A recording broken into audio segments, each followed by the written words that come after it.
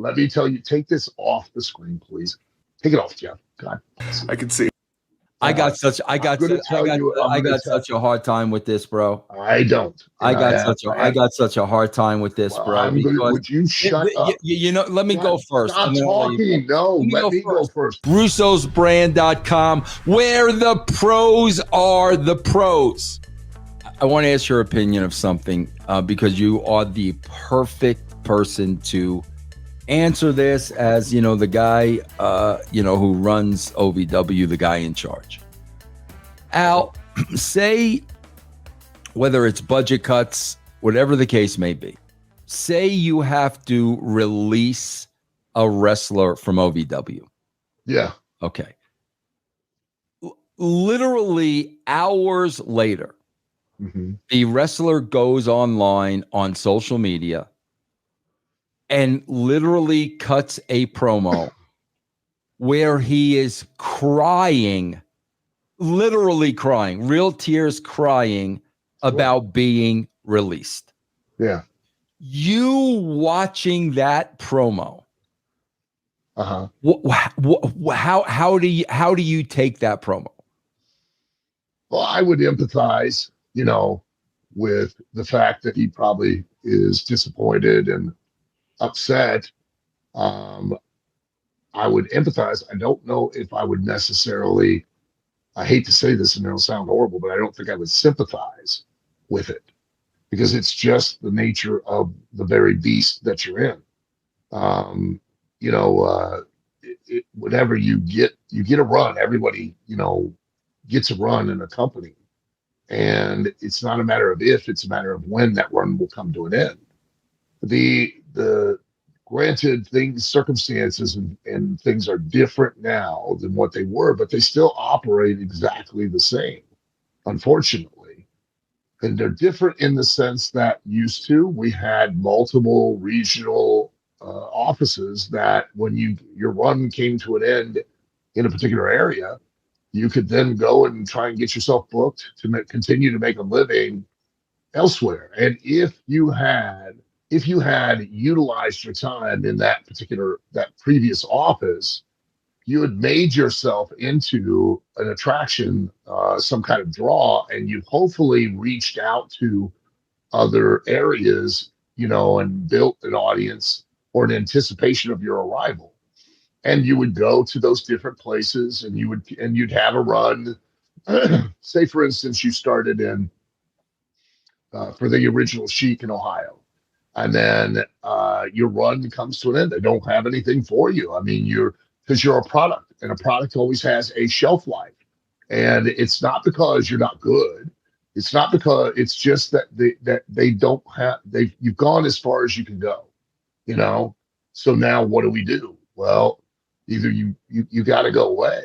Well, now you contact somebody in Memphis. You get booked in Memphis. You work in Memphis. You're there for X amount of time. Well, then, that comes to an end. You go to Florida. You go to the Carolinas. You go out west, and you go up to, Oregon. And then you go back now finally to Ohio. And now the audience is even bigger for you because there's been time for them to miss you. It's different now in the sense that there's so few places to be able to really genuinely make a living, and it's, I'm sure for the talent, it's scary. It's terrifying, that they get there, they finally have achieved it. They've worked so hard to arrive. And then they, once they're released, their question is, now what do I do from here? But if they've utilized the time and the platform appropriately, then I can't, for them, I give you this advice. And advice is, if you're smart enough, I don't need to tell you. If you're dumb enough, you're not going to listen. Okay.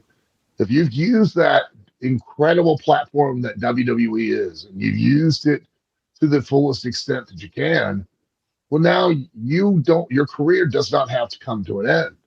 You can now go other places. There are other promoters that will take advantage of the fact that you were on there and now utilize you as a draw. And you can continue to perform, you can continue to wrestle. And just like back in the old days, just because you left an area, you left a region, you left the territory, didn't mean you couldn't come back, because you could always return, and you could return in a better spot. I made this same comment when Cody quit, and everybody was appalled. I was like, good for him. He left on his terms, and he could very well come back in a better spot. And everybody's like, oh my God, how could you say that? I said the same thing when Drew Galloway did the same thing. He left on his own accord and then came, look at the spot that he's in now.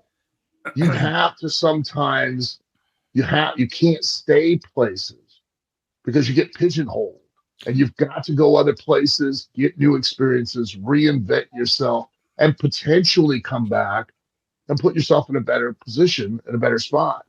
Al, what's so fascinating to me about wrestling today, and you have said this numerous times. I've said it numerous times. And if I was one of the boys, I would be. You probably only said it after you heard me say it. No, I said it first, then you said it. If I were one of the boys, I would be so insulted by this. I'm not one of the boys, but I'm insulted anyway. And you've said this, Al, and we've all said this. All of a sudden, anybody can become a professional wrestler. True. With that being said, let me just say this. This is what drives me nuts, because it is a fact, bro. Anybody can be a professional wrestler. I remember, like, every kid grows up, Jeff. They either want to be a professional baseball player, a professional football player. They want to be a professional athlete. Literally, bro, 50% of kids that grow up. Sure, bro, yeah. you reach a certain age, probably around 16-ish, where you realize, I am not on the level of ever becoming a professional baseball player. You realize it as you get older, that you just it's a pipe dream. But here's the sad thing. What? They could be. They could be, if they were willing to put in the work and the effort and train. I disagree with that. Well, no, I'm because born out of that, okay, out of that passion and desire, could create other opportunities to go do something else that would be of the same ilk, but in a different direction. Okay. Because they would still be well above the average person. Right. They don't. They do exactly what you're saying.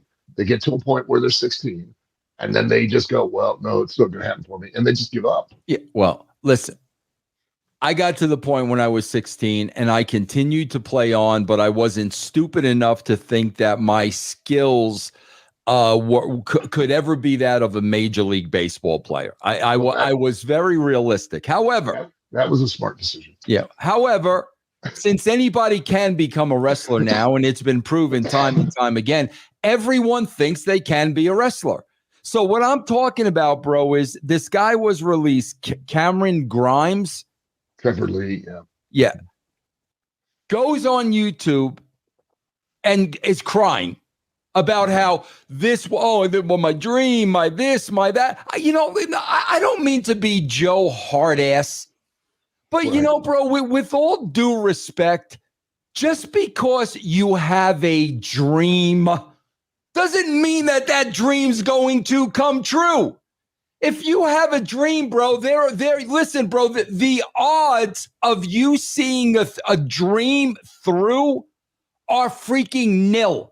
It's a very small percentage. And the reality of the situation is, if the dream doesn't come to fruition, it probably wasn't supposed to come to fruition. There's probably something else that you're supposed to be doing. So that's a good thing. You should be able. Yeah, I mean, if you get let go from one of these companies and you can look in the mirror and say, you know what, bro? But I've had a different experience. I'm used to change. I expect it. And a lot of people, that's the biggest struggle that they have. How many people do you know in life that literally bitch and complain every single day of their lives about their job? And then they never change the circumstance. They never change anything about it. They act like, like I tell people all the time, you're not a tree. Get up and walk out. Go find another job. You know, and for these young kids, okay, and to be honest, Trevor Lee is a very talented, athletically gifted kid. He really is. The thing is, Trevor's not yet found his voice. And the other problem for Trevor and these young kids are I broke into a business that literally, as you came in the door, you realized some point I'm going out and I got to go find another place to ply my trade. And that was just an accepted part of being in the business. It was an anomaly. And I can literally probably list off of one hand the number of people that bought a house in a territory because they knew they were going to be moving on to another territory. You know, The Rock talks about his dad going from territory to territory to territory. You know, that was just the way it was. It was an accepted part that you knew there was going to be a beginning, a middle, and there was going to be an end for that particular run. Didn't mean that you couldn't come back. And the same goes, Trevor and all these guys need to understand. It doesn't mean that it has to be the end of your career. And that, unfortunately, for a lot of these young kids, is the mindset they've developed. They get in the business with only a destination in mind. And that is it's WWE or nothing else. And there's an entire world still to this day that you could go ply your trade and be able to make a career. Will it be as easy? Will it be as simple and just wake up and you know that next week you're going to have a check in the box? No, it's not. You got to go hustle. You got to go chase. You've got to make yourself an attraction. And this, quite honestly, for a kid like Trevor Lee, could be the best thing that ever happened to him. Just like it was for Cody, just like it was for Drew. Those are the two most recent ones. But by being forced out into the world, it now makes you, one, appreciate what you had, and two, knowing how better to navigate that based on the experience you had while you were there and the mistakes you made while you were there. And three, getting new experiences in front of new audiences to learn what works for you so that if you ever get the opportunity to go back, which you can go out into the world and you can make yourself. Yeah, I mean, he was crying. Did you watch this? Yeah, and yeah, play a little of this. Just play a little of this. This is Trevor. Hey Al, is this you after you perform your stand-up act? No, usually that's the audience. Okay, all right, let's hear this from me. And usually this is also known as Cameron Grimes. Okay, here we go. I just got off the phone with WWE, and unfortunately, I've been released from my contract. 5 years ago, the last thing that I was able to tell my father, Tracy Cadell, was that I signed with the WWE.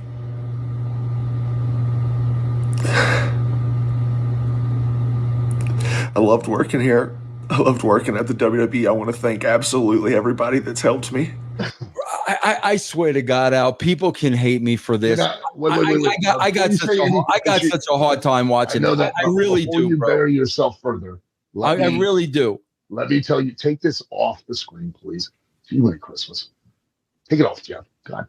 I can see. I got such a hard time with this, bro. I don't. I got such a hard time with this, bro. Would you shut up? You know, let me go first. Stop talking. No, let me go first. I think once I tell you this story. Go ahead. I understand about the old man. I know. Oh, go ahead. I'm not talking about the old man. Go ahead. You have no idea where I'm going to go with this. Go ahead. I don't know when it was, but there years ago. Okay, there was a young kid. He was in developmental. Came to OVW, and then they of course separated. You know, took him. They moved him prior to ending the relationship with OVW. They moved him down to Florida. Okay, to FCW, and then OVW came to an end. Everybody else moved down there. There was a period of time beyond that he was still with FCW. And then at some point, he got released from developmental. Uh, I'll never forget the day that he called me up, and I could tell, that there was something wrong. And I called the police in that area to go do a welfare check, and he had killed himself because he was so distraught emotionally and so lost because these kids define themselves by this destination idea of being only to WWE alone. And for a lot of these kids, that's the only thing they can think of, and it's the only career they can have, you know, and it's sad because it there's really no, for him, and I can get it too. When you're there, you feel like you're, to a degree, you feel like you're a part of a family a little bit.